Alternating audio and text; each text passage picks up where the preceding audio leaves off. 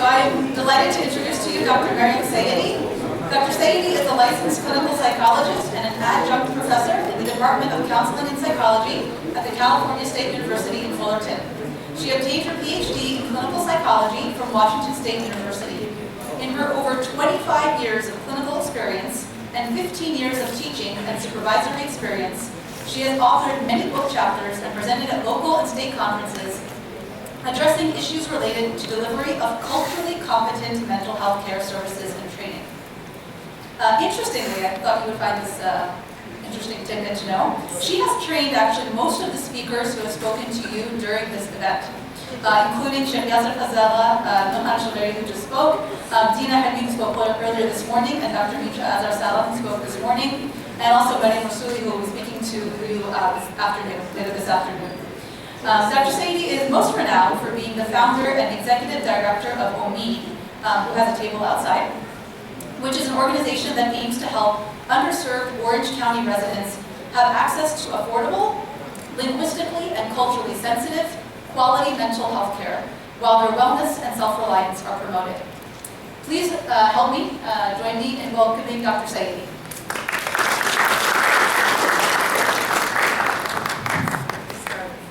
Assalamu alaikum. And before I get started, I just wanted to extend my gratitude and appreciation to Dr. Siraj and the organizing committee and everyone who is involved in bringing us together in this event, because this was certainly an overdue exercise for all of us in our community, that we get together, have a conversation about mental illness, and help each other to break the silence. It's about time for us to pay attention to this issue, which is a very significant issue in our community and in all other communities. And we are basically just starting to catch up. So it's very important, and I really appreciate all of you who are here, who devoted your Saturday to come and be with us and help us in this effort to raise awareness in our community and break the silence about mental illness. So thank you to all of you being here.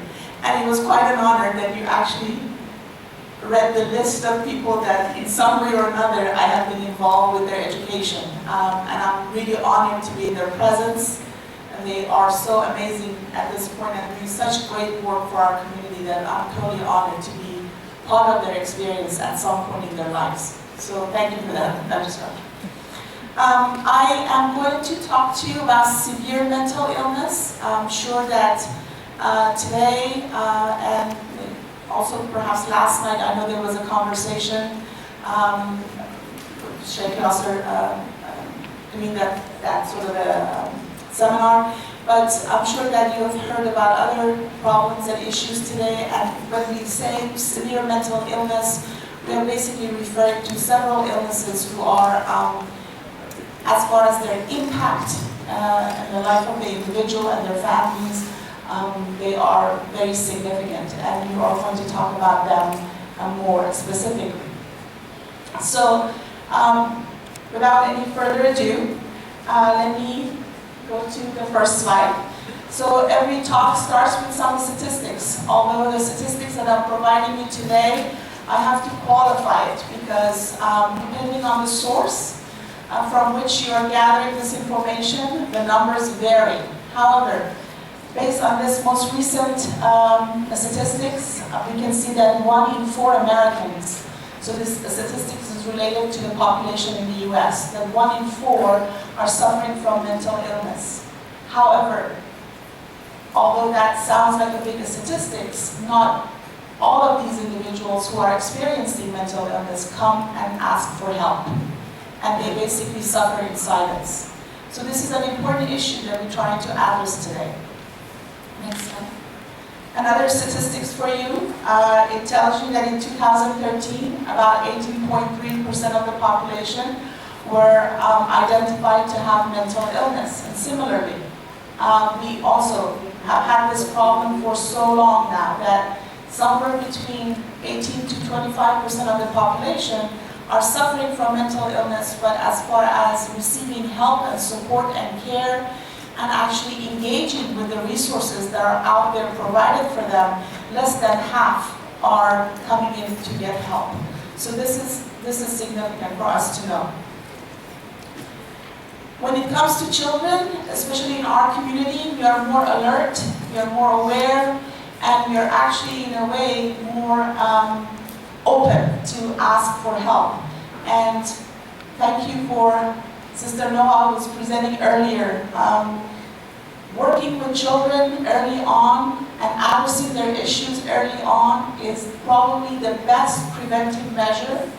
And it helps not just your own child, but it helps a community that has to eventually be with your child. So I always say, whenever you have any problems that you're trying to work with that problem in the community, try to address it as early as possible.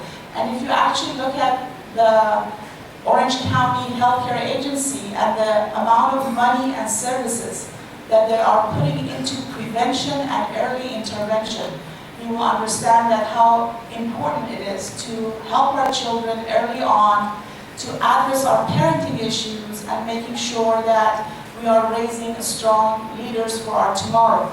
However, the mental illness, the severe mental illness that I'm going to talk about today, I will mention that some aspect of certainly psychological development and parenting and all of that will certainly play a role, but the illnesses that I'm going to speak to you today about are considered as illnesses, meaning that regardless of parenting, regardless of early development, individuals may still experience these problems. So they are not due to a flaw in parenting or something happened early on in the child's experience that now resulted in current severe mental illness. So I will make sure I make the distinction between what we know as far as disorders and severe mental illness.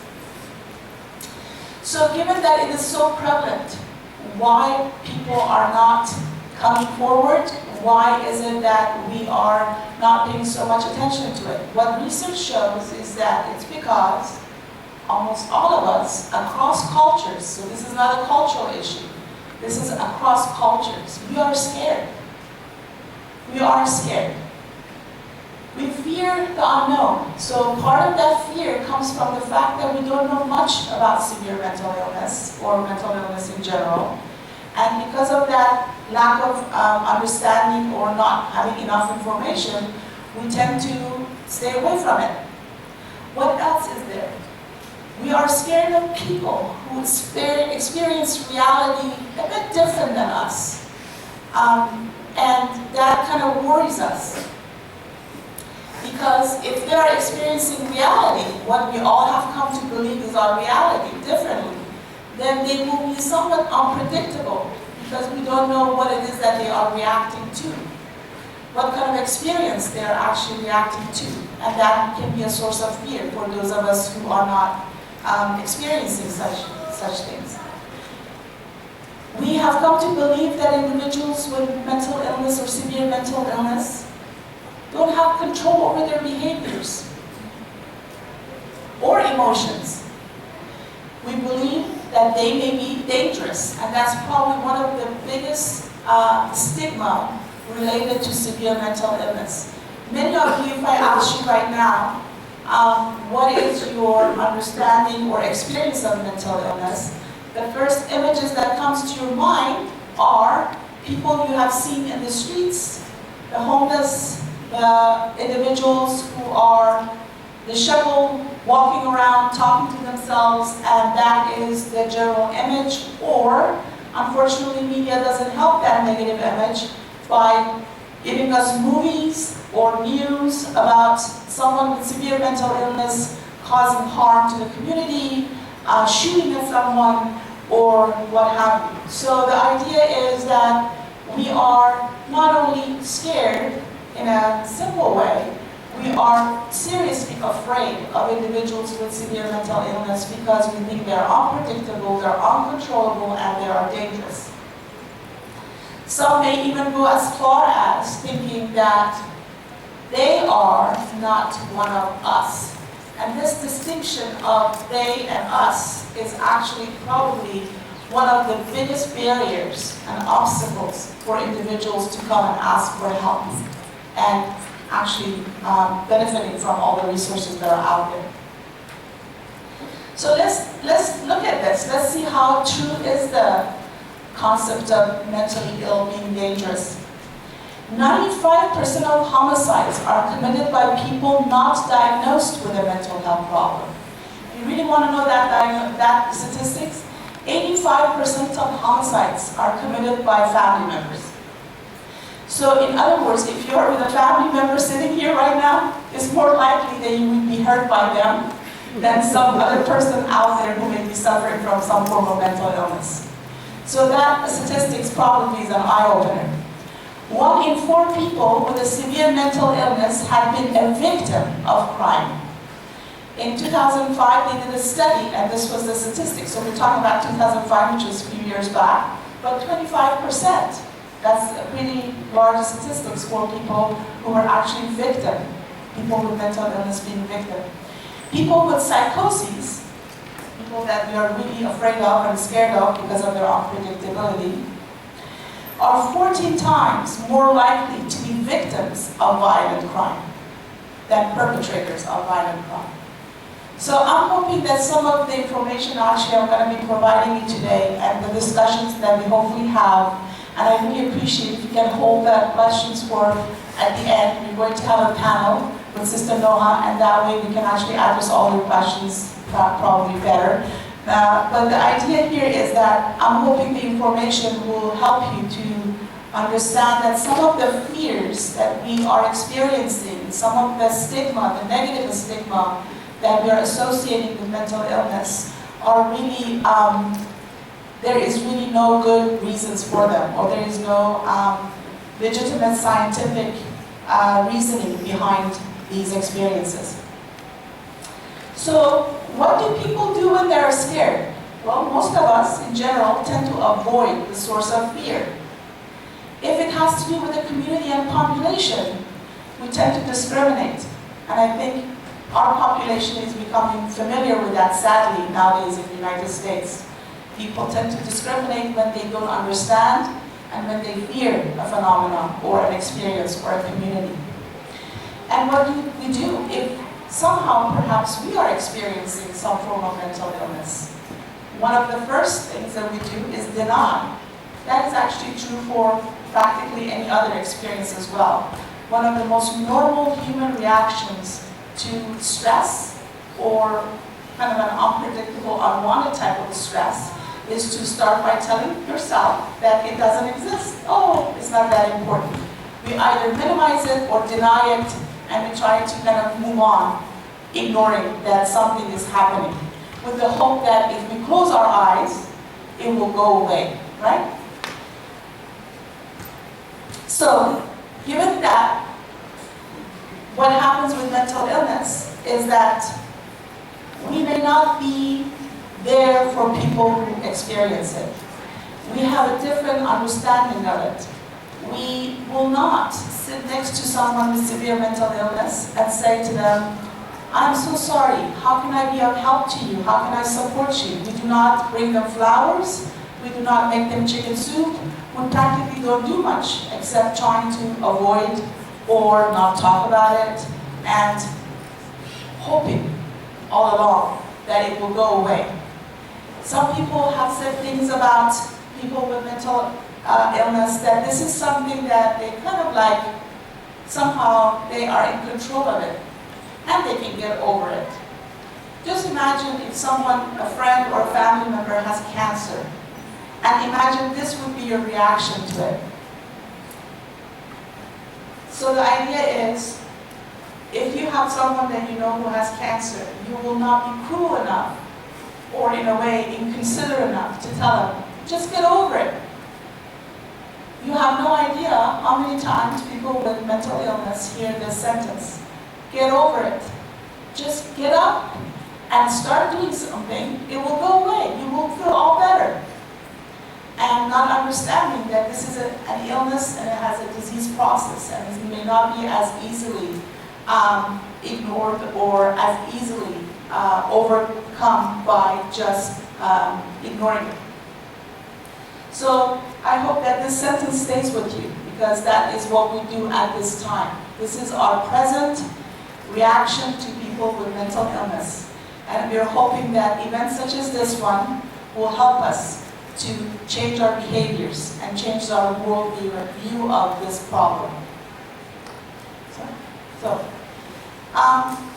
A society which can now speak openly and unabashedly about topics that were once unspeakable still remains largely silent when it comes to mental illness. And this is actually referring to the US culture, and you all are aware of all that goes on and how many things have become sort of open for discussion, how many experiences, behaviors that may have been at one point or another deviant have now been accepted as normal processes, and people are welcoming people of all kinds of lifestyles and backgrounds. But when it comes to mental illness, it still is a stigma. We're still quiet about it.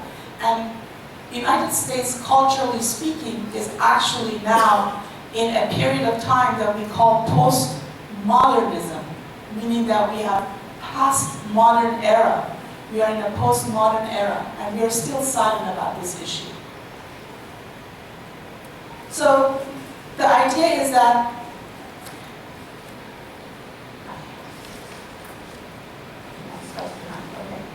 So I actually kind of created these definitions to just make some distinctions so people can kind of wrap their minds around what it is that we're really talking about as far as mental illness goes, and then I'll get into more detail later. But the idea here is that when it comes to the brain, there is sort of a distinction. There are diseases that brain is the organ for those diseases. Alzheimer is one that most people know about. Cerebral palsy, multiple sclerosis. These are all treated as medical physiological problems with the brain as in the disease. And usually a neurologist is dealing with these problems. When it comes to severe mental illness, which actually reflects an imbalance of neurotransmitters or the brain chemistry. Neurotransmitters are basically the brain chemistry. In certain structures of the brain, then we are sort of moving away from that disease concept to an illness concept, because it becomes a bit more diffused as far as its pathophysiology, and we actually don't know much about the etiology of many of these disorders. So perhaps at one point they can be also classified under diseases, but at this point we call them illnesses. And psychiatrists actually are the professionals who work with severe mental illness. Another point of confusion comes from this, that psychiatrists primarily work with providing medication. So the pharmacotherapy or pharmacology is the part of the treatment received by people with severe mental illness is what psychiatrists do. However, dealing with the other aspects of the experience is actually left to many other professionals. And that's where the confusion comes in, that people go, well, if it's an illness, like a physical illness, then only medical doctors should be treating it. So if you have a psychologist, or you have a marriage and family therapist, or you have a licensed social worker, or a licensed professional counselor working with someone with mental illness, it sort of confuses people to this kind of an understanding that maybe it's really not that bad of an illness, because a medical doctor is not working with it. It's some other professional is working with that problem. And that is where the confusion is. What we know actually is that when we call it severe mental illness, is because it encompasses not just the physiology of the problem, but it encompasses all the social, psychological experiences that come with that problem. So our own profession, actually, the profession of psychology in particular, because psychologists are the ones who do most of the research in this area, but the psychologists themselves, and actually a very renowned psychiatrist, Dr. Saws, are responsible for people's confusion. Because at one point or another in our history of our field, people have risen this argument that, you know, none of these diagnoses are actually real. That these are just labels that people just came up with. supported by pharmaceuticals, supported by these other organizations, just as a way of making money. So none of these terms, labels that we call them as mental disorders or mental illness are really accurate. And they're not really, they're not entities, they're not really in existence. They're just a figment of our community's imagination, basically. And it's really our own fault. As a professional, as a professional, I'll take responsibility for all the people who have created this confusion. But a study in 1986, actually, so it goes as far back as that, kind of challenges that idea. The reality of mental illness, based on Martin Groff and a professor of psychiatry at Cambridge University, and Jerome Kroll, they counter-argue this, that the stability of the psychiatric symptoms over time shows that mental illness is no mere label or scapegoating device, but a real psychopathological entity with an authentic organic basis. And this sort of a study was, in a way, it was way overdue when it came out, because in the 50s and the 60s there was a lot of argument about reality of mental illness. I think as a community, we were in denial, but as a scientific community, we were in denial. But some of the studies that actually comes afterwards, and once we actually developed the functional MRIs, as most of you know about, and the brain imaging techniques, many of these doubts have been put to sleep, because now we can actually see the brain as it functions, and when it doesn't function, and we can see the difference. So there is certainly a neuropathophysiology to some of these illnesses that we're going to talk about today. So I just want to reiterate this, that mental illness is like any other illnesses.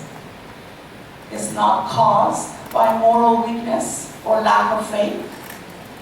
It's a medical condition, and as such, it can be treated like any other illness.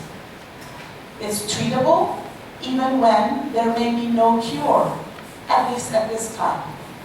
So with all the new advancements in development of all these technology that can actually track and study the brain, we are very hopeful that we will be able to, at one point or another, put this whole conversation to rest, and we will be able to address people with severe mental illness with a lot more resources, medical resources, and help them to actually perhaps move toward a cure.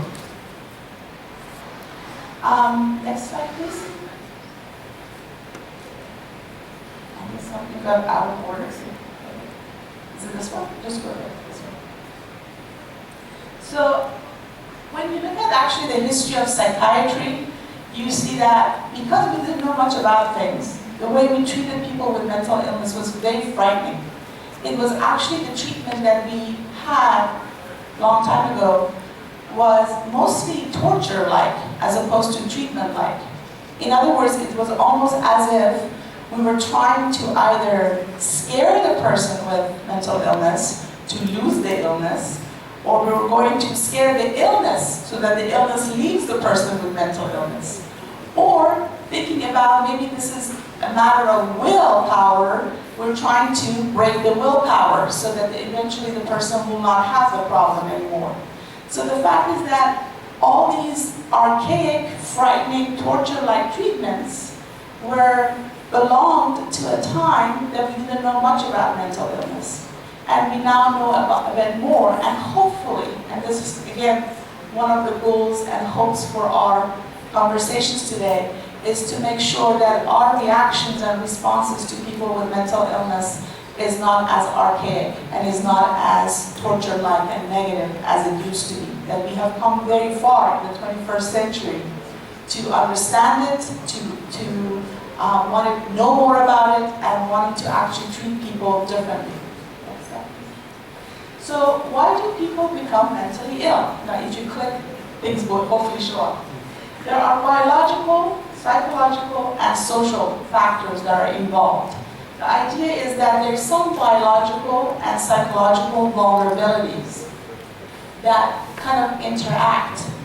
And then with social risk factors, all three kind of come together to create a perfect storm and cause issues and problems with, as I mentioned earlier, with these imbalances in the neurochemistry of the brain in certain structures. Those structures may have been vulnerable genetically to begin with, and the person's therefore response to stress may actually then not be enough to help them to overcome very stressful situations. So therefore the illness onsets. Now if you look at the onset pattern of most of the severe mental illnesses, you see that they actually onset toward the late adolescent or at the beginning of college or around college age. This is where, this is actually the time period for most children leaving home or actually being in a kind of a phase of life that they have to go from one phase to another. So it's a very stressful time for many young people. And that's usually where these illnesses onset because there's a significant stress.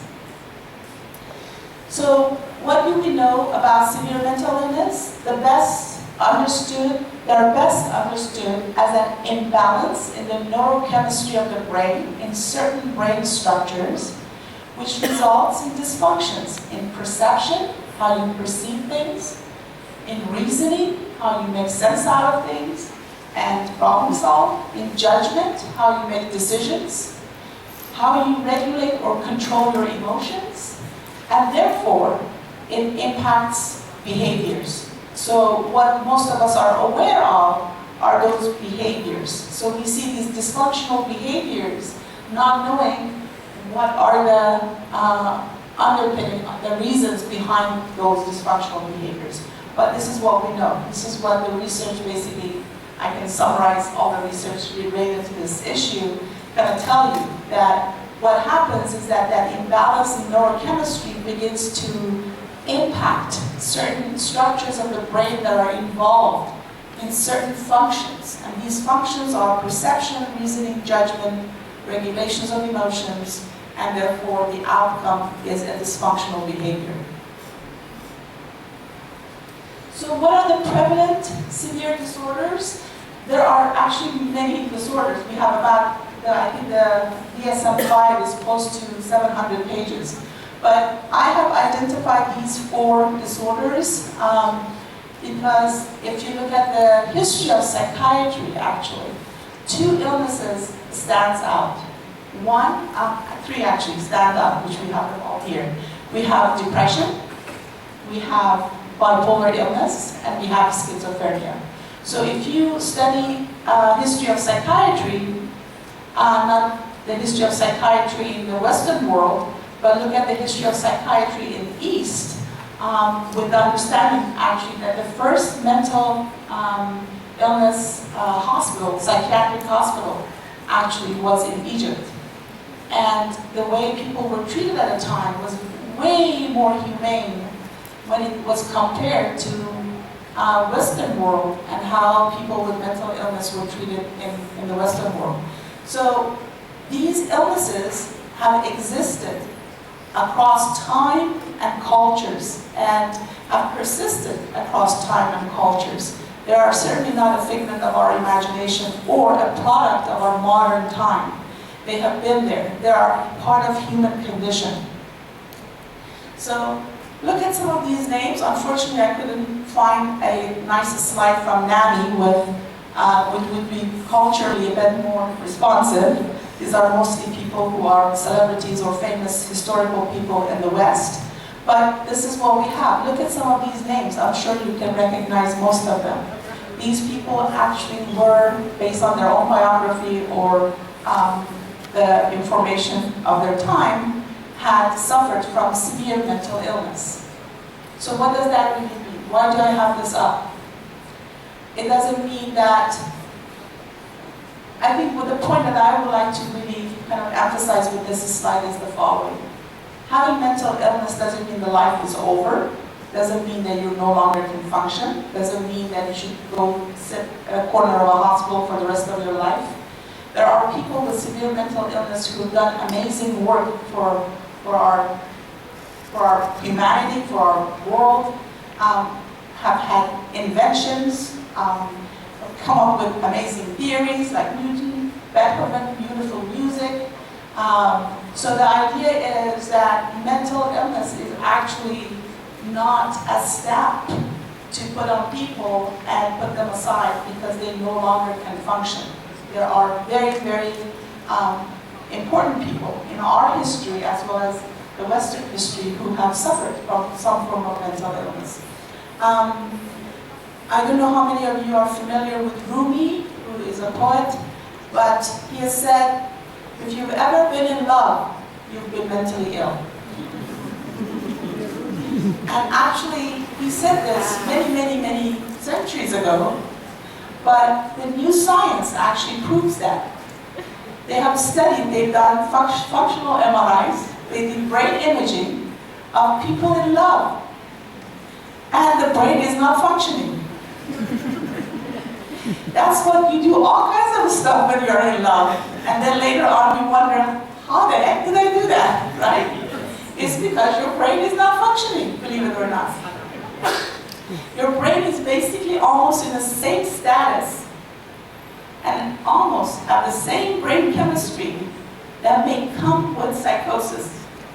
So to tell you that is also, I think it's important for you to kind of know that, so that the next time you're falling in love, start paying attention to what people around you are telling you.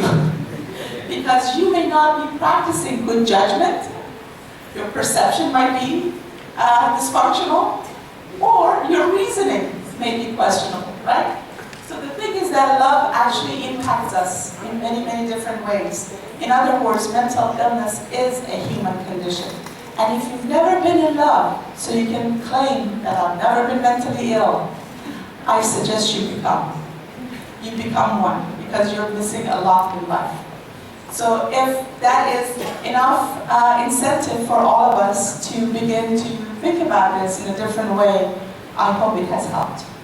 These are some prevalence rates of disorders. As you can see, as simpler is the disorder in a way, and easier is the treatment, you actually see a higher prevalence, meaning that there are more people that may be suffering from that problem. And as you go down and problems become more severe, the prevalence changes and there are less people experiencing those. And that's mostly because, based on what the studies that we have, higher on this list, less involvement of genetics and biological sort of underpinnings. And as you go farther down and get into depression and get into schizophrenia and bipolar illness, there's a lot more pathophysiology that is involved. So, major depressive disorder. Now, how many of you can actually relate to this picture? How many of us at one point or another have been in a position that we just wanted to be left alone? We felt that we are totally depleted, that there's nothing left, that nothing will make us happy, that life is overwhelming, that all of that.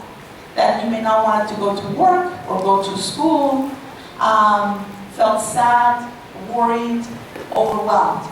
Well, many of us in this room, I'm not going to ask you to raise your hands, but many of us in this room probably at one point or another in our life have experienced that level of sadness. Does that mean that at one point or another all of us have experienced major depressive disorder? No. This is the distinction between some of these experiences that we may all have at one point or another had experienced and what we are going to talk about here as a disorder or illness. Many of us may have been sad at one point or another, or unhappy, or somewhat even tired, fatigued, slept more than usual, or didn't have much motivation. But it becomes a disorder when it actually impairs your life. People with major depressive disorder have impaired lives. They have impaired relationships. They may have not gone to work long enough to lose their job. They may have been reprimanded at work because of their poor productivity or errors that they've made due to a mind that was not functioning quite as well as it used to. And they tend to actually alienate people around them.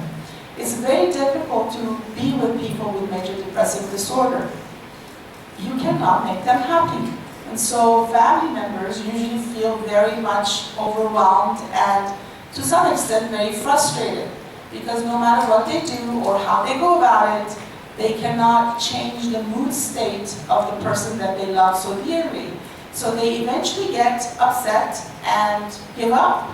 And that is when the person with illness then says, hey, see, I knew all along, nobody really cares for me. And they're not quite aware as how they are impacting their relationships. So when we talk about disorders, we're talking about impairments in functioning. So people who have been so sad, so unhappy, and so fatigued or tired or unmotivated that it actually began to impact their daily life in some way or another. Their relationships, their work, their school, people's grades go down.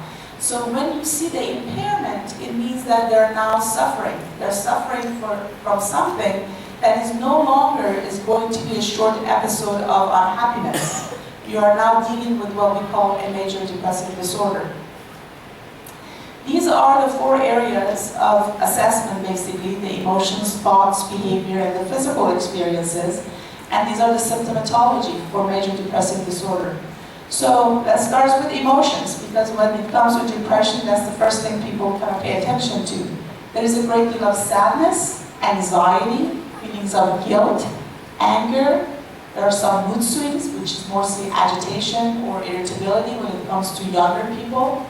Feelings of helplessness, and, as I said, irritability.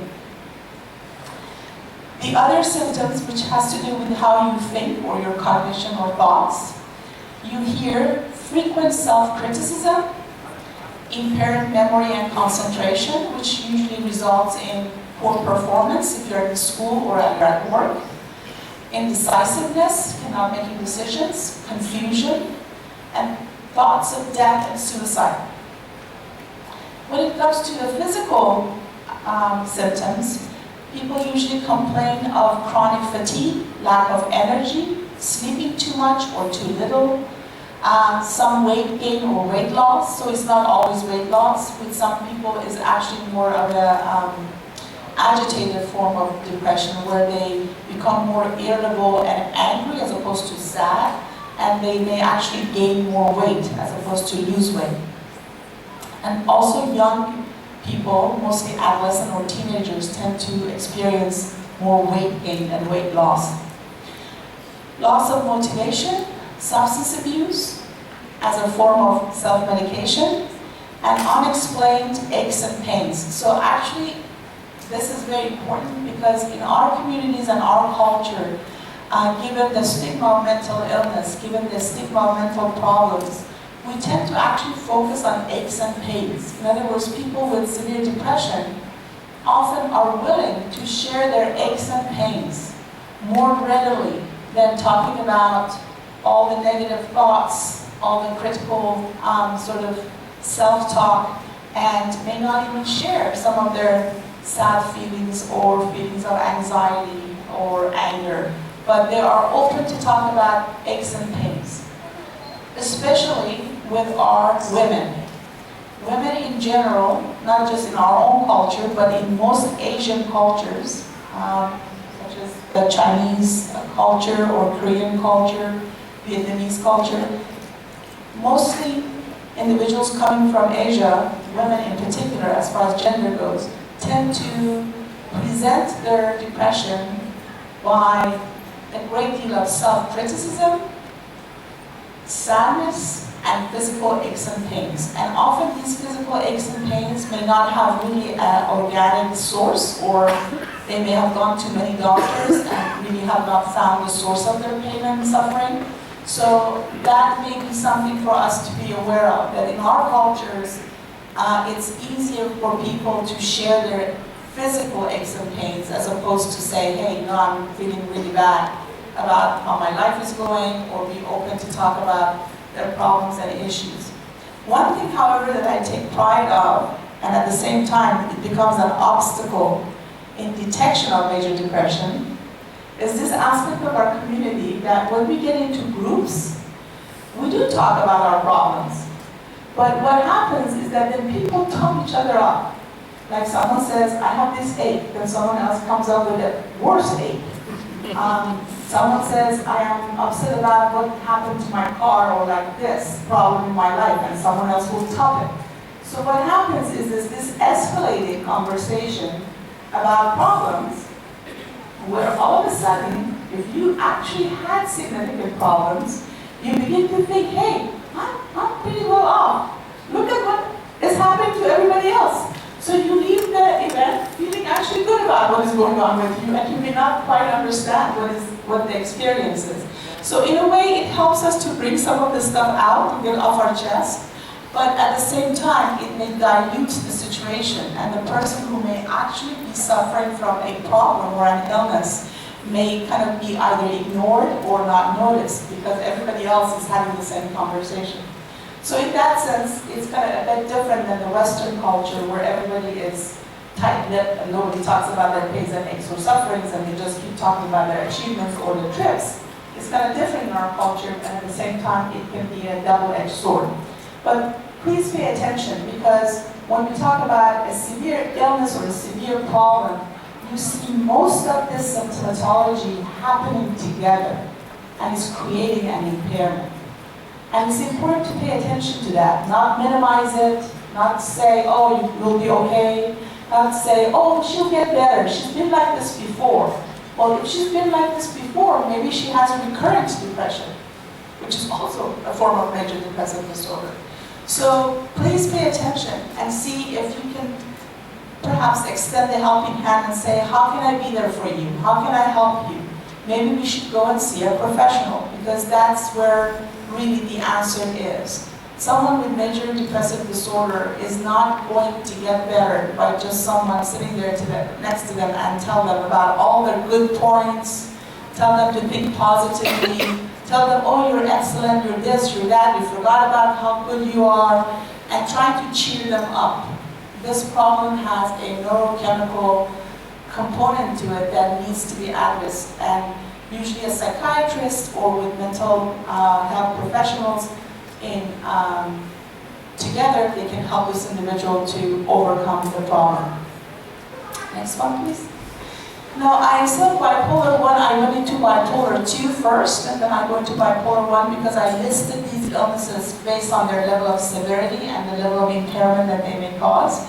And bipolar 2 is a milder form of bipolar 1, where the component, the high mood, most people know about bipolar 1, but I will go into more detail in the next slide. But as you know, bipolarity refers to having high mood states and low mood states at the same time. Not at the same time, but in phases. Some people actually may fluctuate very rapidly in the span of one day. So it can fluctuate. But the point of it is that it's different than depression, because there's a high period. There's a period of time where the individual may feel sort of euphoria, joy, or in some cases they actually become very agitated and angry as opposed to happy and joyful. There is certainly some sleep disturbances, level of energy, and also taking risky behaviors are present, similar to bipolar 1, but in case of bipolar 2, all of these experiences are milder. In other words, first of all, they don't last very long, they last about a week.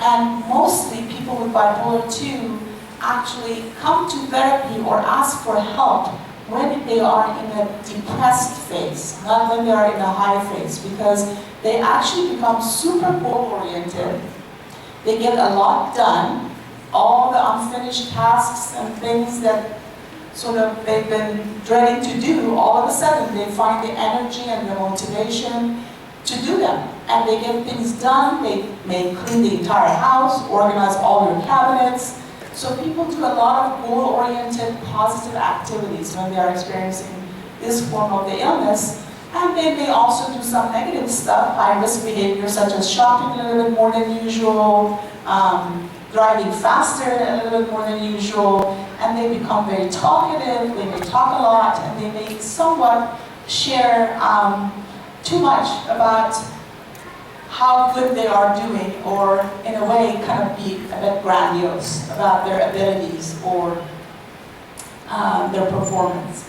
So all of that may be experienced, and right at the heel of that experience, the individual comes from that high to a significant low. And that is where the illness actually shows its real face, because the depression in bipolar 2 is severe.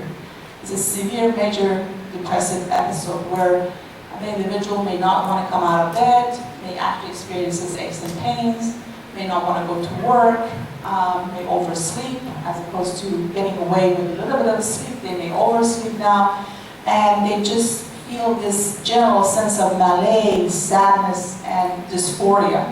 And that's when they usually may ask for help, not when they are in the high period.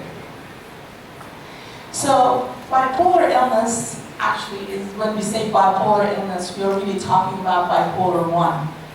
The more serious form of the disorder. And I actually, this is kind of interesting because I was looking for an image to put here, and I went up to Google imaging, and I said, images for bipolar illness.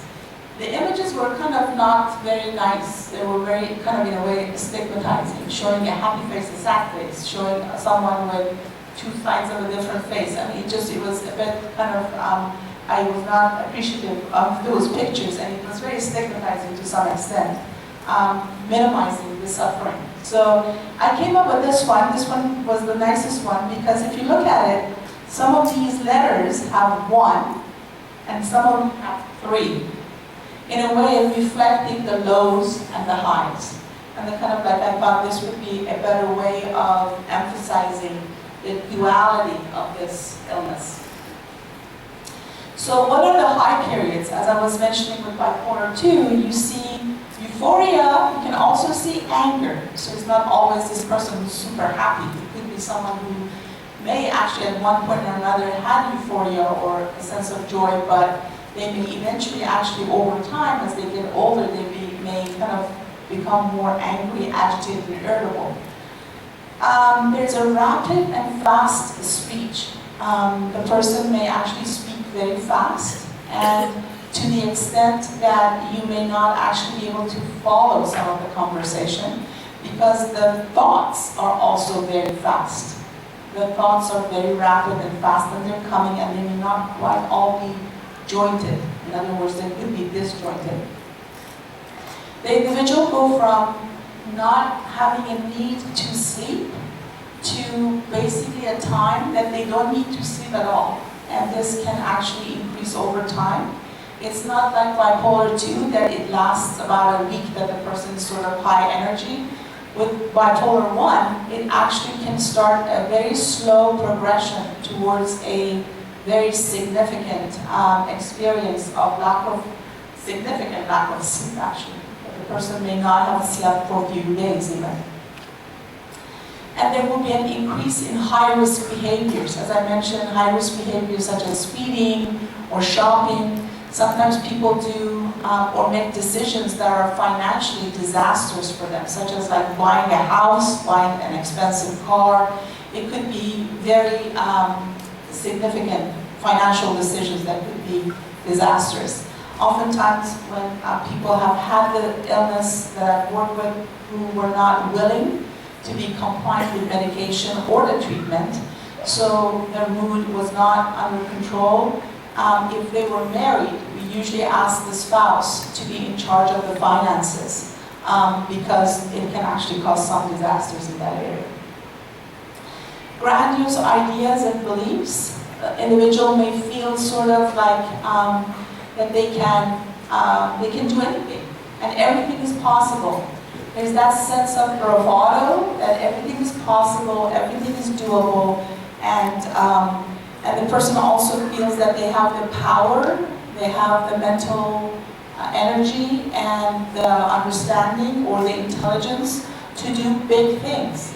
And as I mentioned to you, and I showed you the list of a lot of celebrities, scientists, and artists, many of these people actually accomplished during this phase of their experience a great deal of work and amazing art or amazing products while they were in a place where they were kind of having that high level of energy, that high level of mental capacity. So some of that grandiosity actually may not be well-founded, but for some, it is actually well-founded. In other words, some people actually do have that level of mental capacity. And if you look at the studies on bipolar illness and studies on creativity, you see that there are many overlaps, that there is somehow the part of the brain that gets involved in this illness also is very much involved in the process of creativity. Too many improbable ideas and goals. Well, yes, the ideas at one point, especially when the illness kind of have a crescendo and get to that highest level where they may lose touch with reality, the ideas may seem sort of improbable. But for the most part, as I mentioned earlier, many people with bipolar I illness in our history were extremely creative creative people with great ideas, and that creativity in a way was somewhat positive. Overdoing, spending, speeding, and when it comes to sexuality, it could be hypersexuality. So these highs show us today that we may not be having a lot of energy, or maybe tired, or maybe bored with this conversation. You may think, hey, you know what, that seems like a good experience. Well, it is a good experience when it's modulated, when it can be in control of it. What happens with the illness is that you gradually over time, and especially because of lack of sleep, you begin to lose control over your faculty. You begin to lose control over your behaviors, judgment, and your impulses, most importantly impulse. And that, unfortunately, is what kind of over time may lead into a lot of problems and a lot of unwanted troubles and bad experiences. From the highs, the individual will come into a low, and the low is pretty much what we know about depression. It's a significant low level of energy, sad mood. The person may become very, very much feeling guilty and guilt-ridden and very harsh on themselves, because now they kind of think about what has happened, and if they've gone out of their way to do things that was not really within their character, then they become very shameful and guilt-ridden about the experiences, and that actually fuels the depression. So the depression becomes very harsh and very significant and very heavy. The speech becomes slower. They may even lose the desire to have conversation. There is an increased need for sleep, so they may actually sleep more than they're accustomed to. There's a sense of social withdrawal, which is the same for depression. And as I said earlier, they would be very guilt-ridden and self-deprecating given the experiences that they may have had while they were experiencing the highs. So it's an illness that can be devastating, but the good news about both major depressive illness and bipolar illness is that as little as supposedly we know about our brain functioning and all these illnesses, we actually know quite a bit about both bipolar illness and major depressive disorder.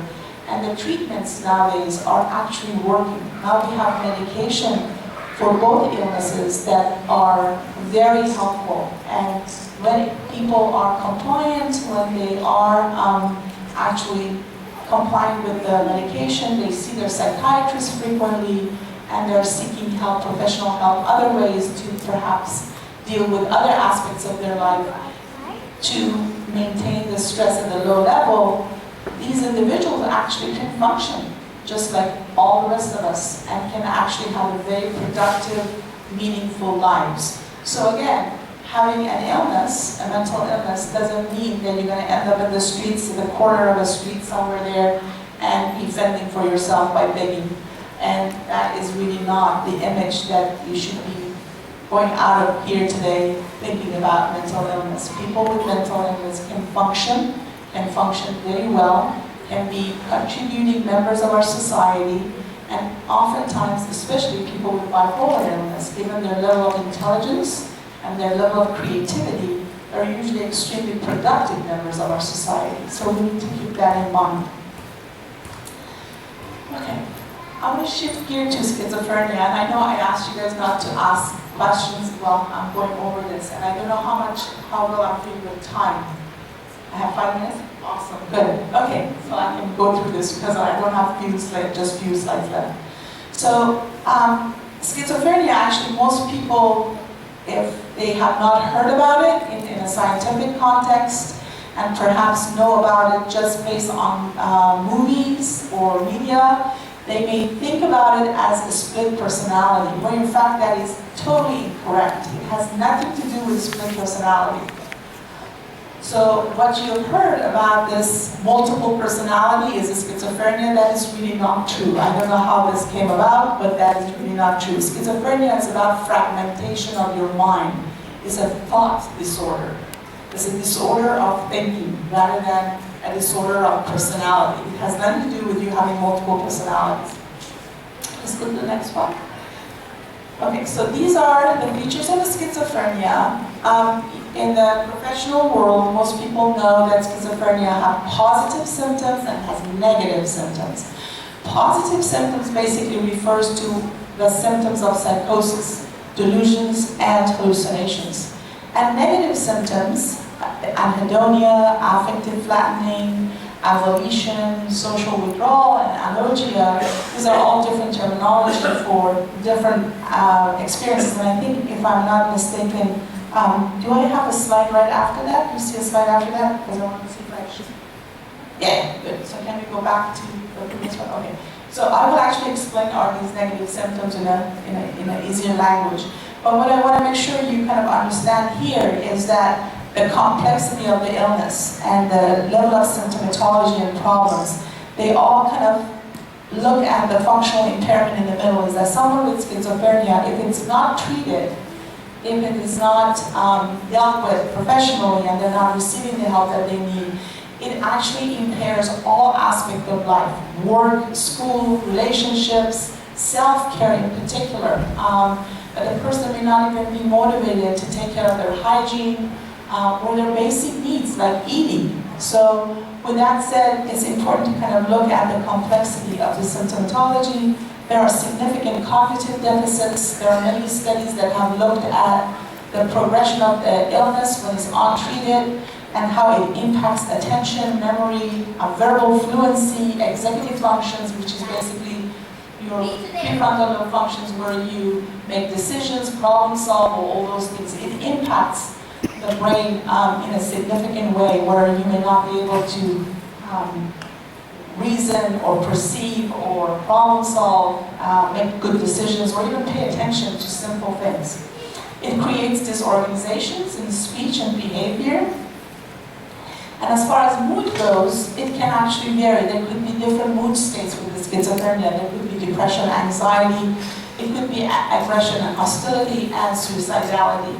In all these illnesses that I've mentioned, major depressive disorder, bipolar, and schizophrenia, suicide is one of the most significant and probably the most alarming aspect of these illnesses.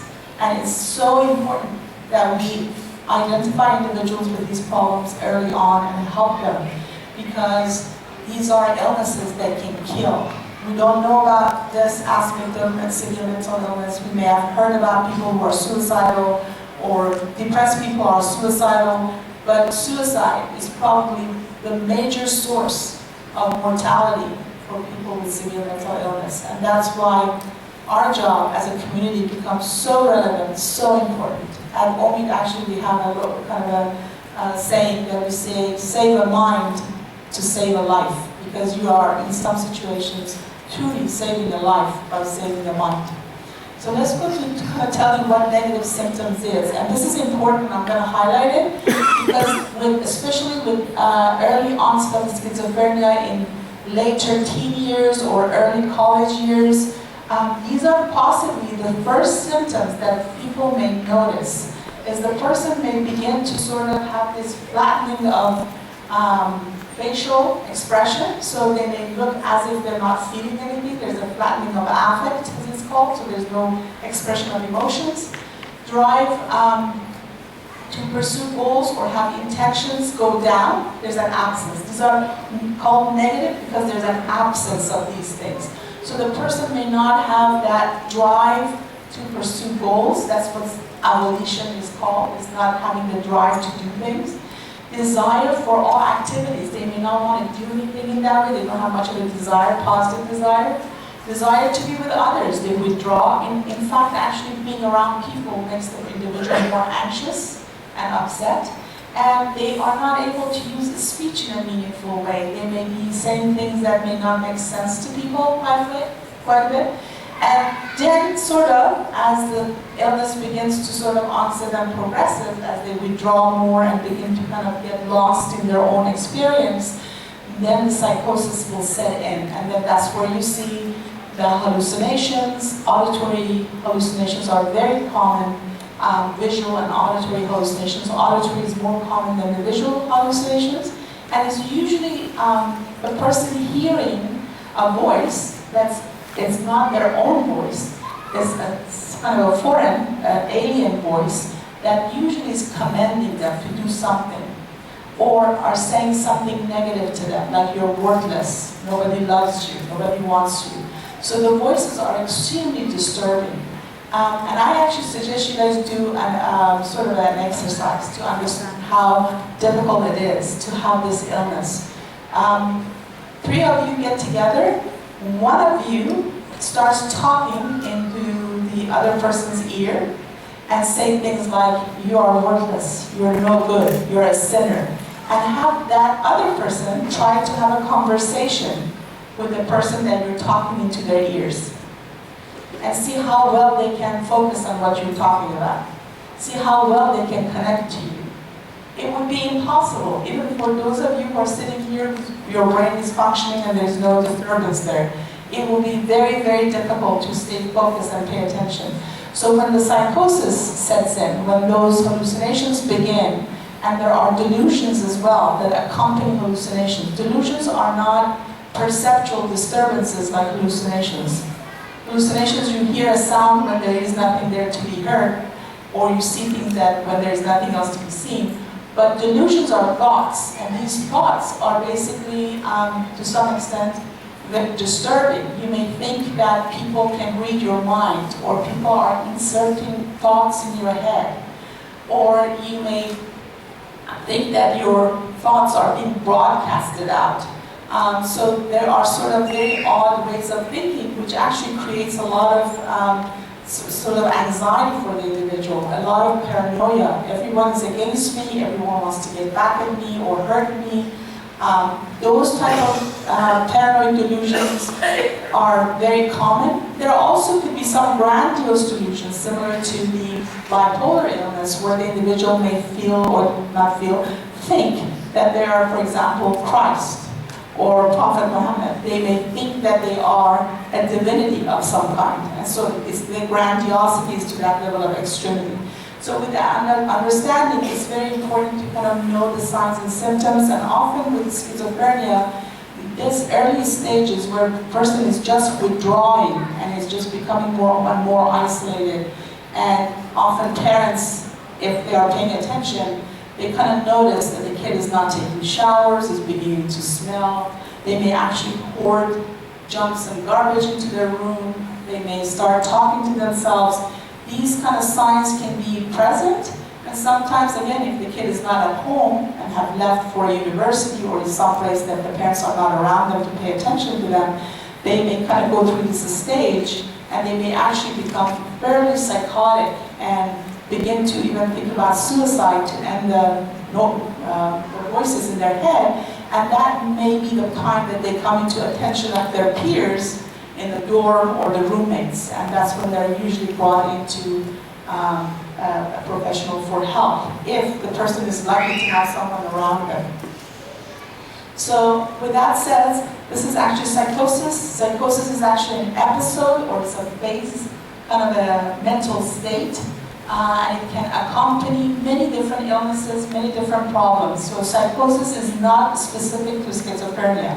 Psychosis can accompany bipolar experience. Psychosis can actually happen just out of the blue. We call it a brief reactive psychosis, or it can be as a result of a substances, illicit substances, alcohol and other substances can actually result in psychosis. So it's a mental state where the person begins to hallucinate or have delusions.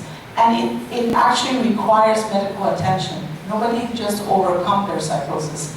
Psychosis is something that requires medical attention, otherwise the person can actually be harming oneself. And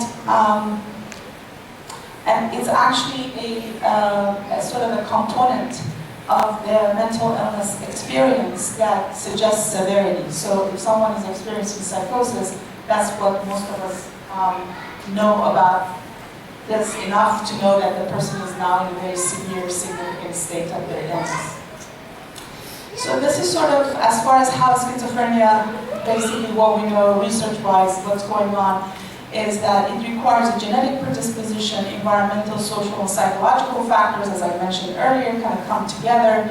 Then they kind of create neurodevelopmental abnormalities that results in brain dysfunction, improper balance of chemicals, and then ends up with the illness, depending on what structure of the brain gets involved. Now, if you guys, let's go to the last slide. If you need more resources and actually interested to learn about these things and learn about what we have as far as research and the resources in our own community, the SAMHSA is actually a very good place to look at the, do I have SAMHSA there? Yeah, I have the Substance Abuse and Mental Health Services Administration. SAMHSA is a great website. It's a great website. National Institute of Mental Health is also a great website, because there are so many websites on internet that gives you all kinds of information.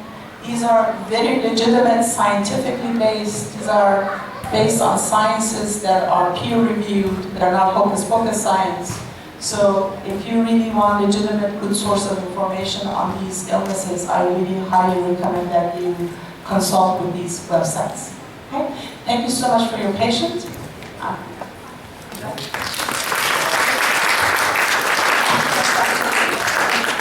Sharing all of your extensive knowledge with us. That's very enlightening. We're going to take a 10-minute break this time. So we'll regroup here at 4:50, inshallah, and we will have an open Q&A session with Dr. Sayyedi and with Ilham, and they'll be able to answer all your questions for you. So 4:50 we'll regroup, inshallah.